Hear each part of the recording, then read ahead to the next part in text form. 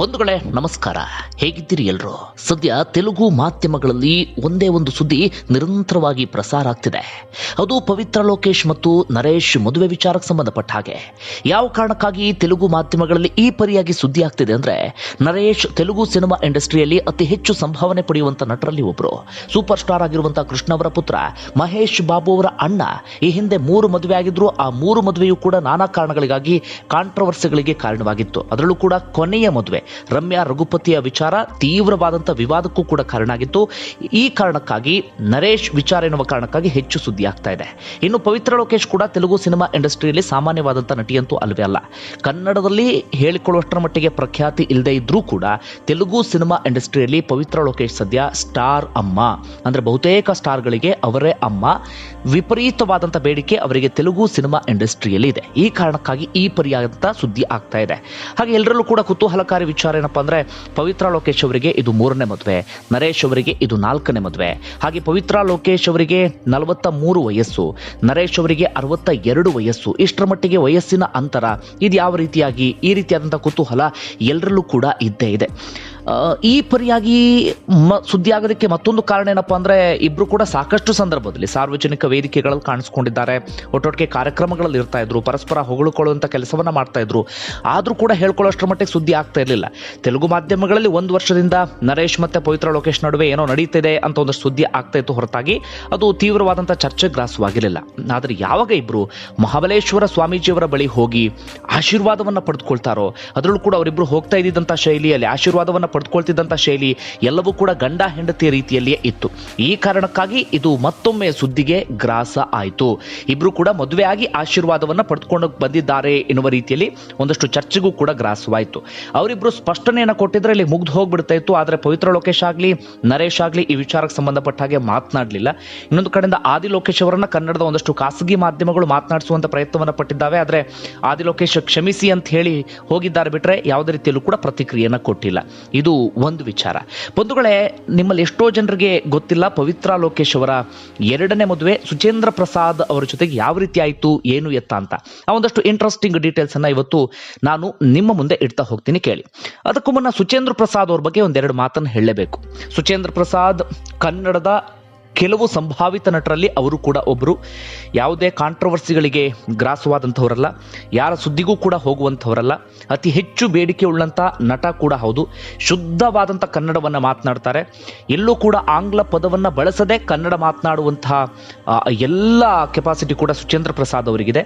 ಹಾಗಂದ ಮಾತ್ರ ಸುಚೇಂದ್ರ ಪ್ರಸಾದ್ ಅವರು ಕನ್ನಡದಲ್ಲಿ ಮಾತ್ರ ಮಾತನಾಡ್ತಾರಾ? ಇಲ್ಲ, ಅವರಿಗೆ ಇಂಗ್ಲಿಷ್ ಬಹಳ ಚೆನ್ನಾಗಿ ಬರುತ್ತೆ, ಉರ್ದು ಮಾತನಾಡ್ತಾರೆ, ಸಂಸ್ಕೃತ ಮಾತನಾಡ್ತಾರೆ, ಜೊತೆಗೆ ಕನ್ನಡ, ಹಾಗೆ ಬೇರೆ ಬೇರೆ ಒಂದಷ್ಟು ಭಾಷೆಗಳನ್ನು ಕೂಡ ಮಾತನಾಡ್ತಾರೆ.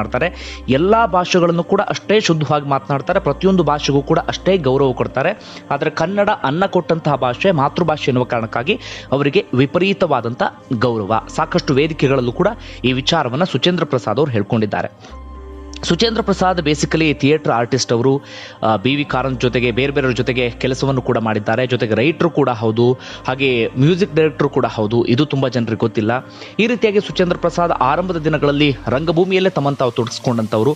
ಆನಂತರ ಸಿನಿಮಾ ಇಂಡಸ್ಟ್ರಿಗೆ ಎಂಟ್ರಿ ಕೊಟ್ಟಂಥ ಸಂದರ್ಭದಲ್ಲಿ ಅದಕ್ಕೂ ಮುನ್ನ ಅವರು MA ಕಂಪ್ಲೀಟ್ ಮಾಡಿದ್ರು, ಜೊತೆಗೆ LLB ಕೂಡ ಮಾಡಿದ್ರು. ಅವರು ಬೇಸಿಕಲಿ ಲಾಯರ್ ಕೂಡ ಹೌದು. ಈ ಕಾರಣಕ್ಕಾಗಿ ತುಂಬ ಸಿನಿಮಾಗಳಲ್ಲಿ ಅವರು ಲಾಯರ್ ಆಗಿಯೂ ಕೂಡ ಪಾತ್ರವನ್ನು ಮಾಡಿದ್ದಾರೆ. ಆರಂಭದಲ್ಲಿ ಬರೀ ಕ್ಲಾಸ್ ಸಿನಿಮಾಗಳನ್ನು ಅವರು ಒಪ್ಕೊಳ್ತಾ ಇದ್ರು. ಯಾವುದೇ ಮಾಸ್ ಸಿನಿಮಾಗಳಿಗೆ ಅವರು ಸೈನ್ ಅನ್ನು ಹಾಕ್ತಾ ಇರಲಿಲ್ಲ. ಆರಂಭದಲ್ಲಿ ಕಾನೂರು ಹೆಗ್ಗಡತಿ ದೊಡ್ಡ ಮಟ್ಟಿಗೆ ಅವರಿಗೆ ಹೆಸರು ತಂದು ಕೊಟ್ಟಿದ್ದು 1999ರಲ್ಲಿ ಬಂದಂಥ ಸಿನಿಮಾ. ಅನಂತರ ಬೇರು, ಅವ್ವ, ಈ ರೀತಿಯಾಗಿ ಬರೀ ಕ್ಲಾಸ್ ಸಿನಿಮಾಗಳನ್ನು ಒಪ್ಕೊಳ್ತಾ ಇದ್ರು. ಆದರೆ ಬರ್ತಾ ಬರ್ತಾ ಮಾಸ್ ಸಿನಿಮಾಗಳಿಗೂ ಕೂಡ ತಮ್ಮನ್ನು ತಾವು ಒಗ್ಗಿಕೊಳಿಸ್ತಾರೆ.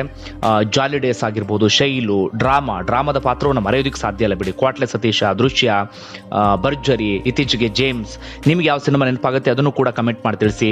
ಎಲ್ಲ ರೀತಿಯಾದಂಥ ಪಾತ್ರಕ್ಕೂ ಕೂಡ ಅವರು ಸೈ. ಒಂದು ರೀತಿ ಹುಚ್ಚುಚ್ಚಾಗಿರುವಂಥ ಕ್ಯಾರೆಕ್ಟರ್, ಅಥವಾ ಕಾಮಿಡಿ ಪಾತ್ರ, ವಿಲನ್ ಪಾತ್ರ, ಅಥವಾ ತುಂಬ ಗಂಭೀರವಾಗಿರುವಂಥ ತಂದೆಯ ಪಾತ್ರ, ಇದೆಲ್ಲದಕ್ಕೂ ಕೂಡ ಸುಚೇಂದ್ರ ಪ್ರಸಾದ್ ಸೈ. ಹಾಗೆ ಅವರ ವಾಯ್ಸ್ ಇದೆಯಲ್ಲ, ತುಂಬ ಬೇಸ್ ವಾಯ್ಸ್, ಅದ್ಭುತವಾದಂಥ ವಾಯ್ಸ್ ಕೂಡ ಇದೆ. ಈ ಕಾರಣಕ್ಕಾಗಿ ಅವರಿಗೆ ಅತಿ ಹೆಚ್ಚು ಬೇಡಿಕೆ ಇದೆ. ಆದರೆ ಮದುವೆ ವಿಚಾರದಲ್ಲಿ ಸುಚೇಂದ್ರ ಪ್ರಸಾದ್ ಕೂಡ ಒಂದಷ್ಟು ಎಡವಟ್ಟುಗಳನ್ನು ಮಾಡ್ಕೊಂಡ್ಬಿಟ್ರು ಅಂತ ಕಾಣುತ್ತೆ. ಅದೇನು ಹೇಳ್ತೀನಿ ಕೇಳಿ. ಸುಚೇಂದ್ರ ಪ್ರಸಾದ್ ಕಾನೂರು ಹೆಗ್ಗಡತಿ ಸಿನಿಮಾ ಮಾಡುವಂಥ ಸಂದರ್ಭದಲ್ಲಿ ಅವರಿಗೆ ಪರಿಚಯ ಆದಂಥವರು ಮಲ್ಲಿಕಾ ಪ್ರಸಾದ್. ಅಂದರೆ ಮದುವೆ ಆದ ನಂತರ ಅವರಿಗೆ ಪ್ರಸಾದ್ ಪ್ರಸಾದ್ ಅನ್ನೋದು ಬಂತು. ಅವರ ಹೆಸರು ಮಲ್ಲಿಕಾ ಅಂತ. ನೀವು ಕೂಡ ತುಂಬ ಸೀರಿಯಲ್ಗಳಲ್ಲಿ ಗಮನಿಸಿರ್ತೀರಿ. ಅವರು ಮೂಲತಃ ಕರ್ನಾಟಕದವರಲ್ಲ, ನಾರ್ತ್ ಭಾಗದವರು. ಆದರೆ ಕರ್ನಾಟಕದಲ್ಲಿ ರಂಗಭೂಮಿ ಚಟುವಟಿಕೆ ಇಂಥದ್ರಲ್ಲೂ ಕೂಡ ತೊಡಗಿಸ್ಕೊಂಡಿದ್ರು. ಕಾನೂರು ಹೆಗ್ಗಡತಿ ಸಿನಿಮಾದಲ್ಲಿ ಅವರು ಕೂಡ ಮಾಡಿದಂಥ ಕಾರಣಕ್ಕಾಗಿ ಮಲ್ಲಿಕಾ ಸುಚೇಂದ್ರ ಪ್ರಸಾದ್ ಅವರಿಗೆ ಅಲ್ಲಿ ಪರಿಚಯ ಆಗ್ತಾರೆ. ಆ ಪರಿಚಯ ಸ್ನೇಹಕ್ಕೆ ತಿರುಗತ್ತೆ, ಸ್ನೇಹ ಪ್ರೀತಿಗೆ ತಿರುಗತ್ತೆ. ಇಬ್ಬರೂ ಕೂಡ ಪ್ರೀತಿಸಿ 2002ರಲ್ಲಿ ಮದುವೆಯನ್ನು ಕೂಡ ಆಗ್ತಾರೆ. ಆರಂಭದಲ್ಲಿ ಎಲ್ಲವೂ ಕೂಡ ಚೆನ್ನಾಗಿರುತ್ತೆ, ಆದರೆ ಆನಂತರ ಅವ್ರ ನಡುವೆ ಒಂದಷ್ಟು ಭಿನ್ನಾಭಿಪ್ರಾಯ ಎಲ್ಲವೂ ಕೂಡ ಬರೋದಕ್ಕೆ ಶುರುವಾಗುತ್ತೆ. ಆ ಭಿನ್ನಾಭಿಪ್ರಾಯಕ್ಕೆ ಕಾರಣ ಏನೂ ಗೊತ್ತಿಲ್ಲ. ಒಂದಷ್ಟು ಜನ ಪವಿತ್ರ ಲೋಕೇಶ್ ಎನ್ನುವಂಥ ಮಾತನ್ನು ಕೂಡ ಹೇಳ್ತಾರೆ. 2006ರಲ್ಲಿ ಅವರು ಡಿವೋರ್ಸ್ ಅನ್ನು ತೆಗೆದುಕೊಳ್ತಾರೆ. ಸುಚೇಂದ್ರ ಪ್ರಸಾದ್ ಮಲ್ಲಿಕ್ ಅವರಿಂದ ಡಿವೋರ್ಸ್ ಅನ್ನು ತೆಗೆದುಕೊಳ್ತಾರೆ. ಇದಾದ ನಂತರ ಸುಚೇಂದ್ರ ಪ್ರಸಾದ್ ಮದುವೆ ಆಗಿದ್ದು ಪವಿತ್ರ ಲೋಕೇಶ್ ಅವರನ್ನ. ಇಂಟ್ರೆಸ್ಟಿಂಗ್ ವಿಚಾರ ಅಂದರೆ ಗುಪ್ತಗಾಮಿನಿ ಎನ್ನುವಂಥ ಸೀರಿಯಲ್ ಬರ್ತಾ ಇತ್ತು. ತುಂಬ ಲಾಂಗ್ ಡೇಸ್ಗಳ ಕಾಲ ಬಂದಂಥ ಸೀರಿಯಲ್ ಇದು ಗುಪ್ತಗಾಮಿನಿ. ಈ ಗುಪ್ತಗಾಮಿನಿ ಸೀರಿಯಲ್ನಲ್ಲಿ ಸುಚೇಂದ್ರ ಪ್ರಸಾದ್, ಮತ್ತೊಂದು ಕಡೆಯಿಂದ ಮಲ್ಲಿಕಾ ಹಾಗೆ ಪವಿತ್ರ ಲೋಕೇಶ್ ಇವರೆಲ್ಲರೂ ಕೂಡ ಆ್ಯಕ್ಟ್ ಮಾಡ್ತಾ ಇದ್ರು. ಸುಚೇಂದ್ರ ಪ್ರಸಾದ್ ಅವರ ಮೊದಲ ಪತ್ನಿಯಾಗಿರುವಂಥ ಮಲ್ಲಿಕಾ ಮತ್ತು ಪವಿತ್ರ ಲೋಕೇಶ್ ಇದರಲ್ಲಿ ಅಕ್ಕ ತಂಗಿ ಪಾತ್ರವನ್ನು ನಿರ್ವಹಿಸ್ತಾ ಇದ್ರು. ಆ ಸೀರಿಯಲ್ ನೋಡಿದಂಥವರಿಗೆ ಇದು ನೆನಪಿರಬಹುದು. ನೆನಪಿದ್ರೆ ಅದನ್ನು ಕೂಡ ಕಮೆಂಟ್ ಮಾಡಿ ತಿಳಿಸಿ. ಒಂದು ರೀತಿಯಲ್ಲಿ ಮಲ್ಲಿಕಾ ಮತ್ತು ಪವಿತ್ರ ಲೋಕೇಶ್ ಬಹಳ ಕ್ಲೋಸ್ ಆಗಿರುವಂಥ ಫ್ರೆಂಡ್ಸ್ ಕೂಡ ಆಗಿದ್ರು. ಆದರೆ ಪವಿತ್ರ ಲೋಕೇಶ್ ಮತ್ತು ಸುಚೇಂದ್ರ ಪ್ರಸಾದ್ ಪರಸ್ಪರ ಪ್ರೀತಿಸೋದಿಕ್ಕೆ ಶುರು ಮಾಡ್ಕೊಂಡಿರ್ತಾರೆ.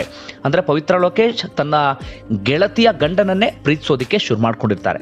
ಅಂತಿಮವಾಗಿ ಯಾವಾಗ ಮಲ್ಲಿಕಾ ಪ್ರಸಾದ್ ಮತ್ತು ಸುಚೇಂದ್ರ ಪ್ರಸಾದ್ ಬೇರೆ ಬೇರೆ ಆಗ್ತಾರೋ ಆನಂತರ ಪವಿತ್ರ ಲೋಕೇಶ್ ಮತ್ತು ಸುಚೇಂದ್ರ ಪ್ರಸಾದ್ ಮದುವೆ ಆಗುವಂಥ ನಿರ್ಧಾರವನ್ನು ತೆಗೆದುಕೊಳ್ತಾರೆ.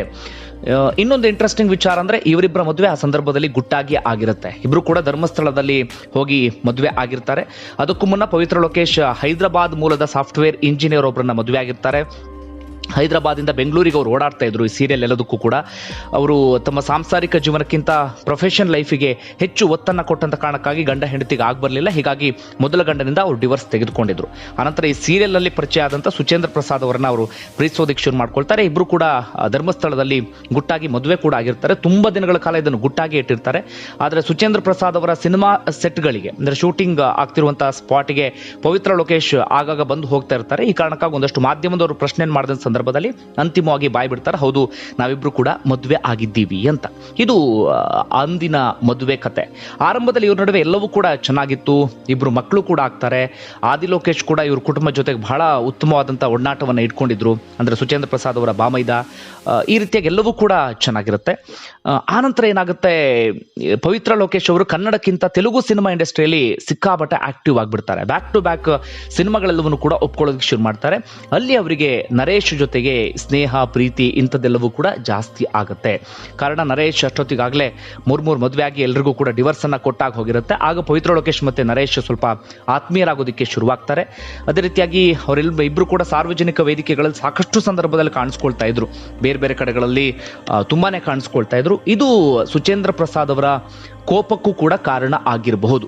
ಇತ್ತೀಚೆಗೆ ಒಂದು ಖಾಸಗಿ ಮಾಧ್ಯಮದವರ ಸಂದರ್ಶನದಲ್ಲಿ ಮಾತನಾಡುವಾಗ ಸುಚೇಂದ್ರ ಪ್ರಸಾದ್ ಅವರಿಗೆ ಈ ದಾಂಪತ್ಯ ಜೀವನಕ್ಕೆ ಸಂಬಂಧಪಟ್ಟಾಗ ಒಂದು ಪ್ರಶ್ನೆ ಎದುರಾದಾಗ ಸುಚೇಂದ್ರ ಪ್ರಸಾದ್ ಅವರು ಸಿಡಿಮಿಡಿಕೊಳ್ತಾರೆ. ನಿಮ್ಗೆ ಯಾಕೆ ಬೇರೆಯವರ ಮದುವೆ ವಿಚಾರ, ನೀವು ಯಾಕೆ ಇಂಥ ಕುತೂಹಲ ಭರಿತವಾಗಿ ನೋಡ್ತಾ ಇರ್ತೀರಿ? ಅದು ನಮ್ಮ ವಿಚಾರ. ಸಂಸಾರ ಆದಮೇಲೆ ಕೋಪ ಮೌನ ಎಲ್ಲವೂ ಕೂಡ ಇರುತ್ತೆ. ಅದನ್ನು ನಾನು ಎಲ್ಲೂ ಕೂಡ ಹೇಳೋದಿಕ್ಕೆ ಹೋಗೋದಿಲ್ಲ ಅಂತ ಹೇಳಿ ಅವತ್ತೇ ಸ್ವಲ್ಪ ಮಟ್ಟಿಗೆ ಸುಳಿವು ಕೊಟ್ಟಿದ್ರು. ನಮ್ಮ ನಡುವೆ ಎಲ್ಲವೂ ಕೂಡ ಚೆನ್ನಾಗಿಲ್ಲ ಅಂತ ಹೇಳಿ. ಈಗ ಗೊತ್ತಾಗ್ತಿರುವಂಥ ಪ್ರಮುಖ ಕಾರಣ ಅಂದರೆ ನರೇಶ್ ಜೊತೆಗಿನ ಪವಿತ್ರ ಲೋಕೇಶ್ ಅವರ ಅತಿಯಾದ ಸುತ್ತಾಟವೇ ಇವರಿಬ್ರು ದೂರ ಆಗೋದಿಕ್ಕೆ ಕಾರಣ ಅಂತ ಕೂಡ ಹೇಳಲಾಗ್ತಿದೆ.